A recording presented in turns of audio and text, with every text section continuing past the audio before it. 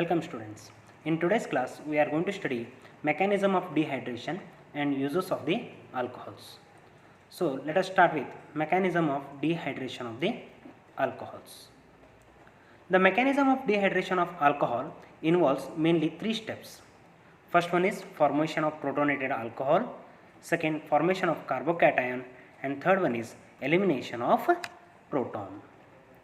So first, formation of protonated alcohol.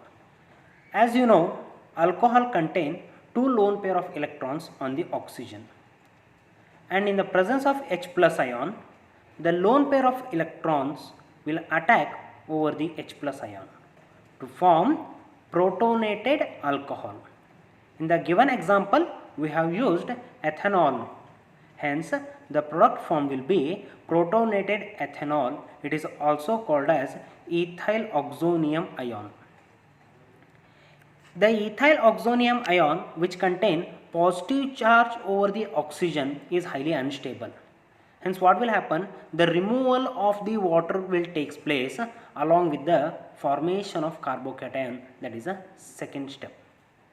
See how it is going to take place. Protonated ethanol was there. A lone pair of electron has been shifted towards the oxygen by making carbon with positive charge, that is carbocation will be formed along with the removal of water. This step is the slowest step among the three steps. Hence, it is also called as rate determining step. Already you have studied in the kinetics, when the reaction proceeds in the multiple steps, the slowest step is always considered as the rate determining step. In this, the major product what we are going to see is ethyl carbocation. In the last class, we have studied something like this. The ease of removal of water among the primary, secondary and tertiary will be highest for tertiary, then secondary, then the primary. The reason I have given you there, that is formation of the carbocation will be more feasible in case of tertiary, then secondary, then the primary. This is what we are going to see there. The carbocation which is formed is going to play an important role. If the carbocation will be formed easily, then the dehydration takes place very easily. And among primary, secondary and tertiary alcohols can form tertiary carbocation, which are most stable than the secondary and primary. Hence, tertiary alcohol will easily undergo dehydration than that of the secondary and primary.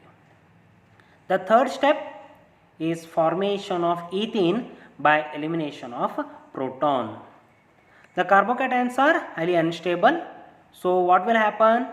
One of the electron pair will be shifted towards the carbocation and the H will be removed as H plus. That is, proton will be eliminated and the major product form will be ethene.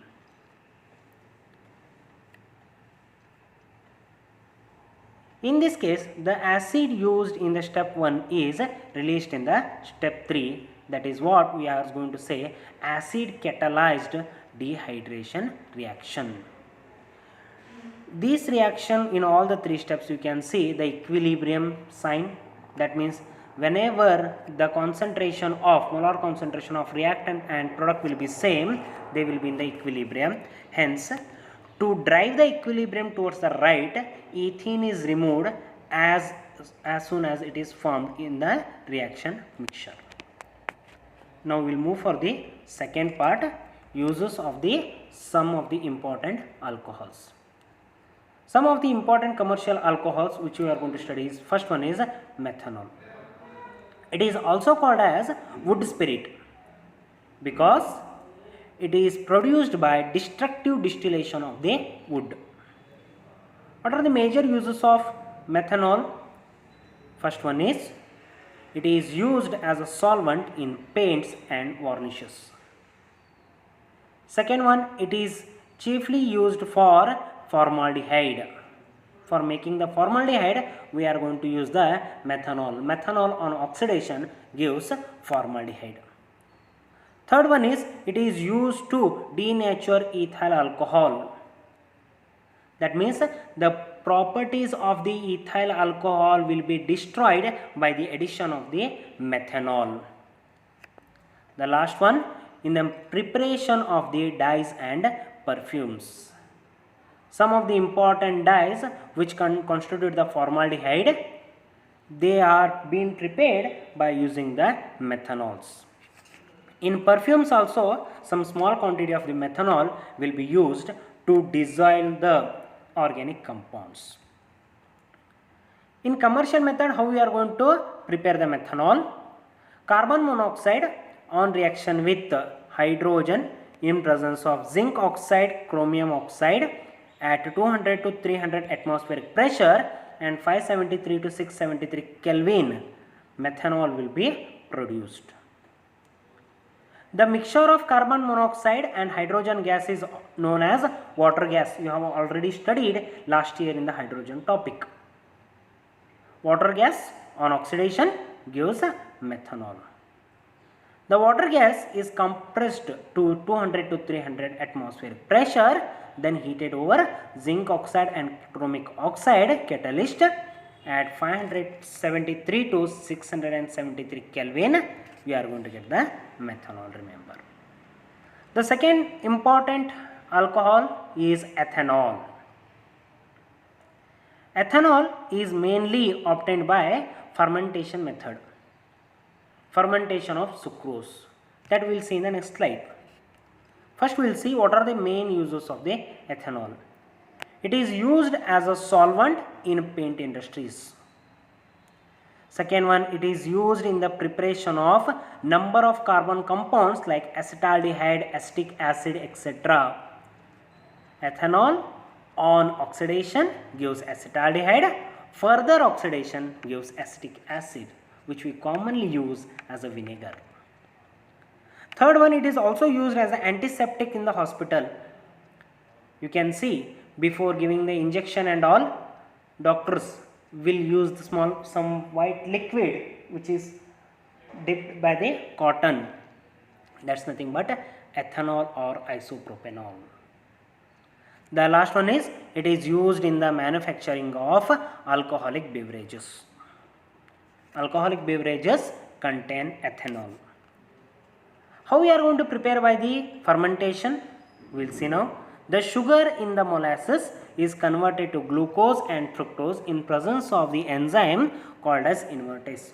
One of the important thing you have to remember, sugar is converted into glucose and fructose in presence of the enzyme called as invertase. The name invertase is very, very important, conversion of sucrose to glucose and fructose. The reaction follows something like this: sucrose plus water in presence of enzyme invertase gives glucose and fructose. The mixture of glucose and fructose is called as invert sugar.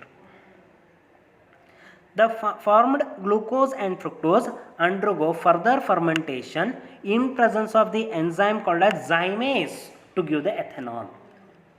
Two enzymes we are going to study here, invertase and zymase. Invertase converts sucrose to glucose and fructose. Zymase converts glucose and fructose into ethanol. The reaction is like this: glucose or fructose, because both are having the same molecular formula C6H12O6, in presence of the enzyme zymase gives two molecules of ethanol C2H5OH along with the liberation of carbon dioxide. The last thing, denaturation of alcohol. The commercially available alcohol is made to unfit for drinking by mixing in it some copper sulfate and pyridine. Why do we add the copper sulfate? It will give the color. It is going to give the blue color to the alcohol. Hence, it does not be fit for the drinking. Along with that, pyridine will be used.